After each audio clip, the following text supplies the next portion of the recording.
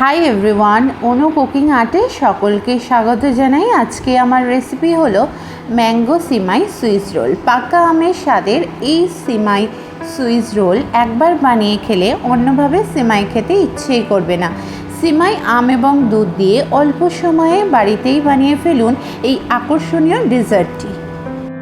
সিমাই দিয়ে যে এত মজাদার সুইস রোল বানানো যায় যা একবার বানিয়ে না খেলে বিশ্বাসই করতে পারবে না যে এটা এত মজা হয় খেতে। তো চলুন রেসিপি দেখে নিই। সিমাই সুইস রোল বানানোর জন্য কড়াইয়ে 1 টেবিল চামচ ঘি দিয়েছি। ঘি গরম হয়ে আসলেই হাফ কাপ লিকুইড মিল্ক দিয়ে দেব। আপনারা চাইলে ঘিয়ের পরিবর্তে বাটারও ইউজ করতে পারেন। নেক্সট 1/4 কাপ মিল্ক পাউডার দিয়ে দেব। দিয়ে ভালো করে মিক্স করে নেব যাতে করে কোনো লাম্পস না থাকে, এবং 2 টেবিল চামচ চিনি দিয়ে দেব। চিনিটা কেন কম দিয়েছি সেটা একটু পরেই বুঝতে পারবেন। এবার মিডিয়াম টু হাই ফ্লেমে মিল্কের মিশ্রণটিকে কুক করব 5 মিনিটসের মতো, ঘন হয়ে না আসা পর্যন্ত। রান্না করতে করতে এদিকে কুক হতে থাক। অন্যদিকে একটি বাটিতে 1/4 কাপ মিল্ক নিয়েছি। 1 চামচ কাস্টার্ড পাউডার দিয়ে ভালো করে মিক্স করে নেব, এবং এই মিশ্রণটিকে ওই মিল্কের মধ্যে অল্প করে অ্যাড করব এবং নাড়তে থাকবো, না হলে কাস্টার্ডের মিশ্রণটি দলা পাকিয়ে যেতে পারে।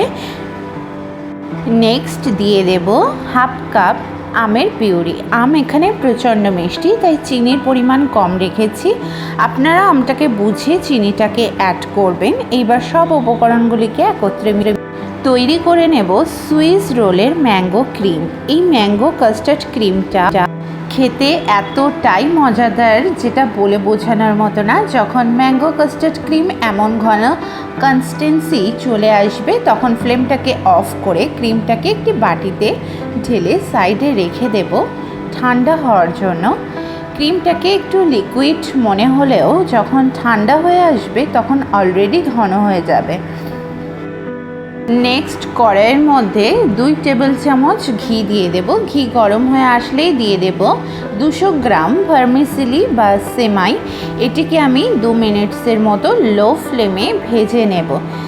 যখন এমন গোল্ডেন ব্রাউন কালার চলে আসবে তখন সেমাইয়ের মধ্যে দিয়ে দেব হাফ কাপ লিকুইড মিল্ক, এবং মিডিয়াম ফ্লেমে কুক করতে হবে। হাই ফ্লেমে কুক করলে মিল্ক শুকিয়ে যাবে, সেমাই প্রপারভাবে কুক হবে।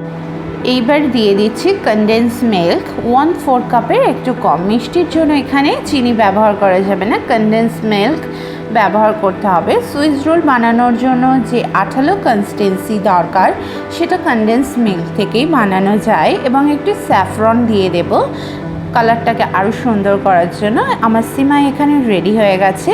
এবার একটি বাটার পেপার নেব, এরকম স্কোয়ার শেপ করে কাটিং করে, দেন তার উপরে সিমাই এর লেয়ার করব স্কোয়ার শেপে। ঠিক এইভাবে এটা গরম গরম যখন থাকবে তখনই এটাকে প্রিপেয়ার করতে হবে, ঠান্ডা হয়ে গেলে প্রপার শেপ আসবে না।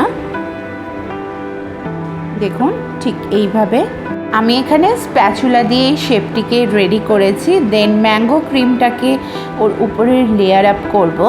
দেখুন নাম যেহেতু সুইস রোল, তো এইবার শেষ প্রান্ত থেকে রোল করে করে সামনের দিকে নিয়ে যাব, এবং এটি এইরকম হবে দেখতে।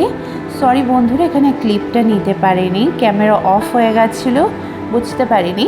তো এইবার এটিকে আমি ফ্রিজে রেখে দেব 4 ঘন্টার জন্য। আপনারা চাইলে 1 দিনের জন্য রাখতে পারেন।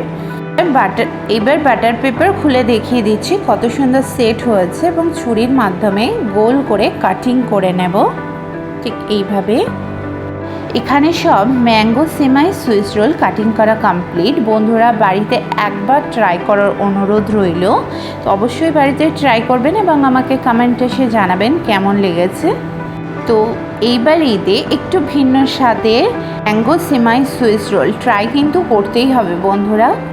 চ্যানেলে নতুন বন্ধু হয়ে থাকলে প্লিজ চ্যানেলটিকে সাবস্ক্রাইব করে আমার পাশে থাকবেন, লাইক কমেন্ট ও শেয়ার করবেন। সবার আগে নোটিফিকেশন পেতে বেল আইকন প্রেস করে রাখবেন। খুব শীঘ্রই দেখা হচ্ছে আবারও নতুন এক রেসিপির সঙ্গে।